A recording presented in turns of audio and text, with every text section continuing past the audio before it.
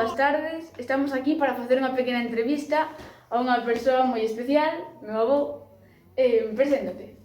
Son Gervasio García Presendín, teño 70 anos, nacín no Couto.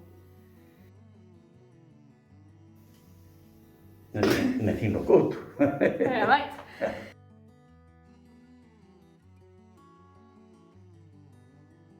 Bueno, pois contanos así como foi un pouco a tua infancia, a que xogabas.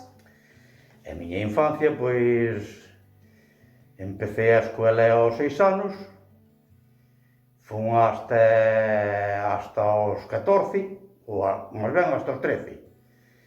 Salín da escola no 1964.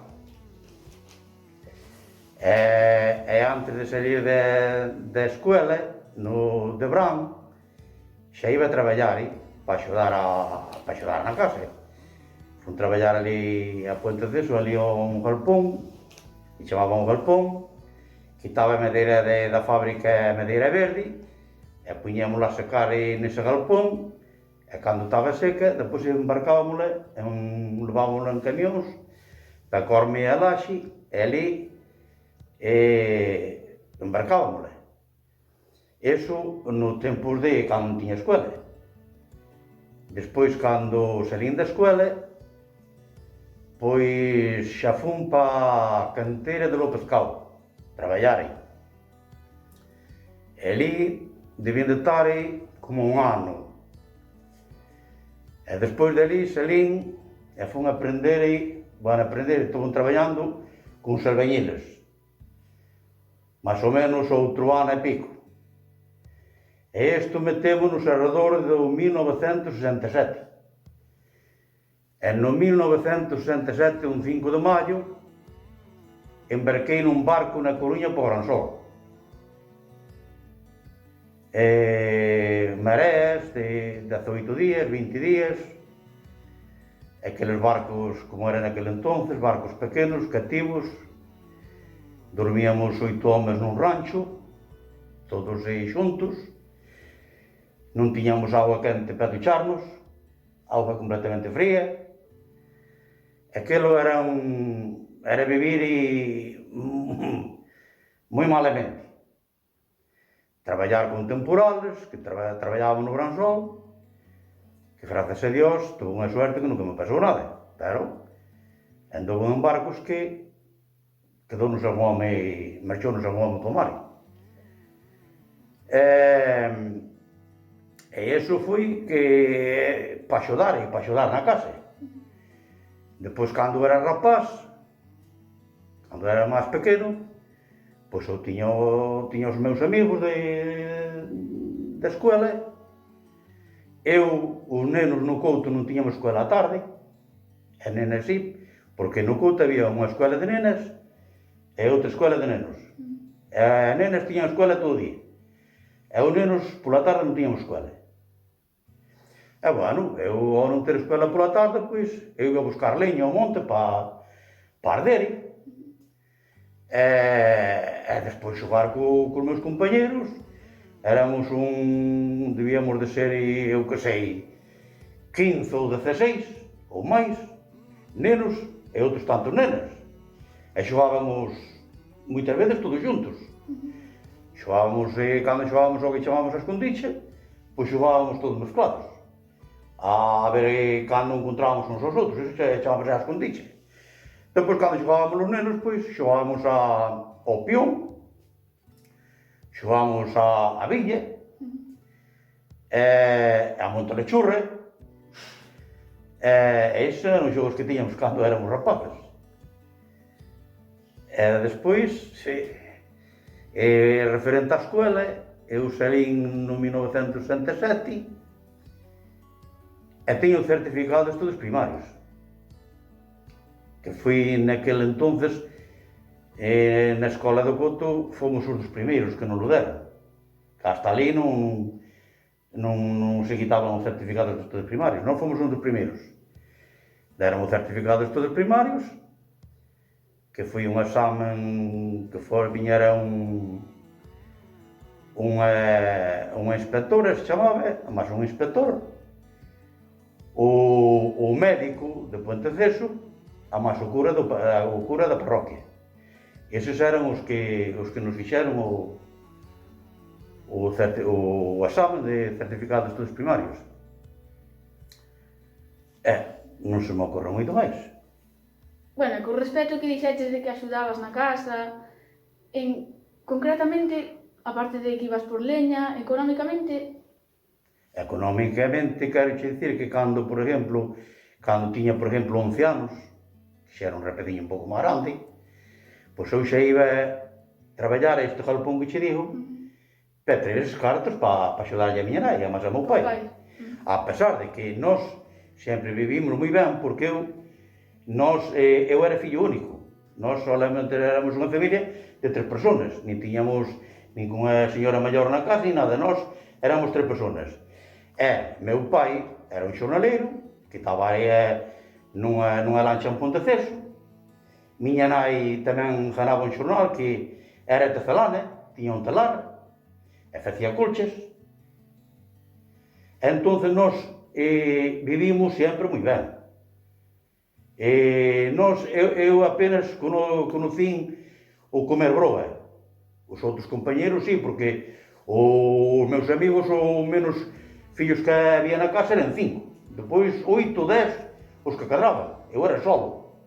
Entón, nós, en vez de facer broa, como tiñamos que comprar todo, porque nós non tiñamos moitas leiras, tiñamos 2 ou 3 na máis, en vez de ter que comprar o millo, pois non comprábamos o millo, xa nos viña o panadero pola porta. Era un panadero que viña con cabalo, viña repartindo o que collían, pero non se lle collíamos casi sempre o pan. Que depois iba á escuela, e claro, era unha novedade que eu levara o pan á escuela, e os meus compañeros todos broa. E todos me dicían, se me cambias. Eu, moitas veces, facía o cambio. Daballe pan, eles daban o broa. Ou me daban unha mazán, ou me daban unha pera, ou facíamos eses cambios, non? Entón, esa era a forma de que eu despois, con todo eso, cando tinha os meus 11 anos, eu iba a traballar, e eses cartos que me daban, xa daba a miña nai. Depois fui cando fui para a canteira de López Cao, eu, sobre todo o que ganaba, eu daba toda a miña nai. E por miña nai daba o que ela lle parecía para tal. Depois, cando fui ao mar, pois daba-lhe o mes inteiro, e eu quedaba-me cos gastos, para gastos, quedaba-me co cachona, que chamaban, co peixe que nos daban, eu vendía ese peixe, entón con esos cartos a mí xa me chegaba, pero o mes daba-lhe íntegro a miña nai. Entón eu sempre axudei moito na casa, axudei ao máximo, vamos, hasta que me casei. Hasta que me casei depois, cambiei de vida, e depois xa non era a miña nai nem o meu pai, depois era a miña muller. Cando tuve un fillo, vieron os fillos, fixeron a familia.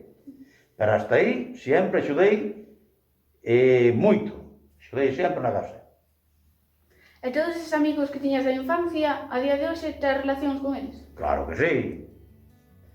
Eu de vez en cando escribo con eles, ou falo por teléfono, imos tomar os viños, así, cando se pode, que agora está un poquinho isto mal, pero cando se pode, xuntámonos, incluso algunhas veces facemos algunha cena, xuntos, seguímonos tratando. E bueno, e así, por última pregunta, con respecto á axuda na casa, que é o que vamos falando, como notas a diferencia de fai uns anos, as axudas de fai uns anos, a man que se bota hoxe en día? Bueno, eso... O de antes non ten comparación co de agora. Nos antes traballábamos de moi pequenos para axudar na casa. Hoxe, cando axuda unha casa económicamente? Teñen 30 anos, ainda económicamente ainda ten que axudar os pais aos fillos. Ainda os fillos non lle dan nada, con 30 anos. Eu estou falando que xe daba cartos con 11 anos. Así que agora compara ti, o de antes, pode agora, nin un abismo, vamos, eso non hai nada que objetar a eso. Eso antes eran outros mundos. Porque, fíjate, estou che falando cando empecé a traballar do 66. Do 66, que había 30 anos depois da guerra, por exemplo. Ainda non 30 anos. Unha guerra que houve civil en España, que iso quedou todo arrasado, había moita miseria, que eu vía, cando eu era rapaz, eu vía moita miseria nas outras familias. Ou vías un rapaz cun zapato un pouco outro furado, sin calcetins, cos tirantes un botón si e outro non. É dicir, moita miseria. Pouca limpieza, poucas casas había con cuarto de baño. Os cuartos de baño fixéronse casi a partir dos 70 para diante. Ou se cada 207, 208 para diante. Para hasta aí casi ninguna casa había, eran todo cortes. E querías fazer as túas necesidades, tiñas que ir á corte. E depois sí, depois veu, por exemplo, era esterco por todos lados. Ahora que son as calles nos lugares, antes chamabanlle corrales. Metíase toxo do monte, e depois, cos invernos ou con todo eso, facía esterco. Depois levantabas eso, levábalo paleiras, e volvías a meter outro toxo. Eso é todo polas calles, cañeiras, e chamaban tamén. Corrales ou cañeiras, ou que en algún sitio diferente. Pero eso é o que había. E despois o esterco, se non levabas directamente para unha leira, arrimábalo nunha meda contra a casa. É dicir, que a casa estaba rodeada de esterco por todos lados. Moita porcaría.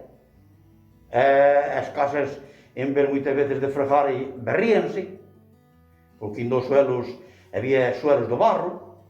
Os suelos do suelo non era para que te veu mi mediña de los cielos despois. Pero eu acórdome cando era pequeno que había moitas casas que os suelos eran de barro e non se podían fregar, solamente se berrían. Aquilo era unha España de que quedou destruída totalmente. Foise levantando, e a partir do 1970 houve unha melloría moi grande.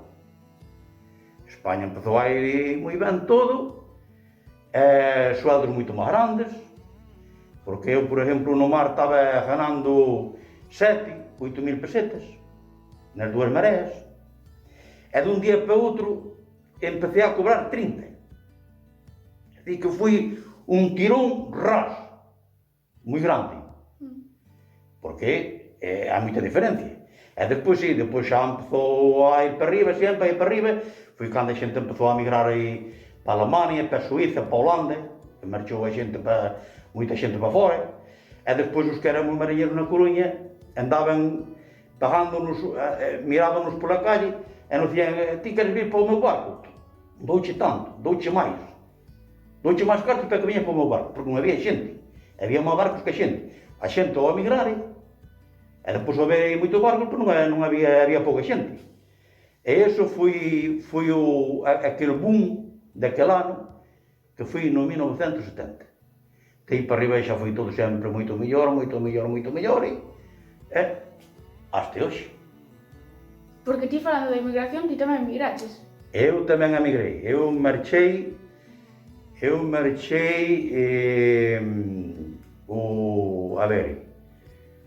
5 de abril do 1973, marchei para a Suíza. Porque eu, a máis a miña moza, fixemos un convenio, é dicir, que a miña moza tiña o pai dela en Suíza, eu tiña o meu. Entonces, falamos e mandarnos os contratos aos meus pais, a min o meu pai, e ela o pai dela. Ela marchou un pouquinho antes que a min, eu marchei desde que cumprí na mili. Ao cumprir a mili, marchei tamén, e ela marchou como uns 4 ou 5 meses diante de min. E pois marchou tamén para Ló, tivemos o 1973, o ano todo a Ló, e en diciembre xa viñamos a España de vacacións, a máis xa nos casamos. Volvemos para a Suíza e tivemos hasta o 1980, que fóramos 2 e viñamos 5. Xa viñamos con 3 fillos. Xa viñamos para aquí, xa fixéramos a nosa casiña, arrancháramos as nosas cousas e volvemos outra vez para España.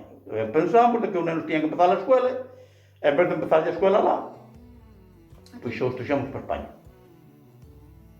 Bueno, pois moitas gracias por colaborar nesta entrevista.